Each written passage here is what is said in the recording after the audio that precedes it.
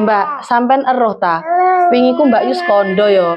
Jarene mari nampa amplop tapi gak ono isine. Ada sapa, Mbak? Gak eruh. Untung aku tak jenengi. Iya, masih aku tak jenengi lho, Mbak. Aku ket biyen lek bowo ya mesti tak jenengi, Mbak. Tak tahu gak?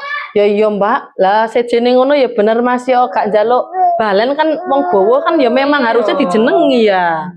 Iya rek, iya. Gak mungkin kan pasti sih gak dijenengi lo akeh, gak ngaraku tok.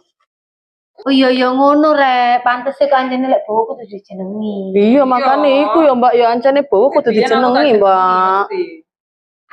Hei, Ci Eras kumpul. Iya Mbak Yus.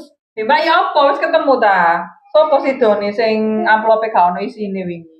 Walah ya aku seru. Tapi wis gak perlu diomong lah. Sopo Mbak Yu sampean ku garakno penasaran ae Mbak. Ayo tambah omong Mbak. Kira-kira sopo ben awake dhewe iki lho eruh ya Mbak yo. Iya Mbak Yus, sapa omong napa baran kebuacut mosok bowo gak ono isine ya Mbak ya? Ya gak iso rek, ngene ku lho sing gak dijenengi lho gak wong siji tok pasti akeh. Dadine Mbak Yus yo gak iso ngarani sapa, fitnah laanku. Gak lah insyaallah gak fitnah. Wong aku wis seru wong. Wong sing gak dijenengi lho mek wong siji.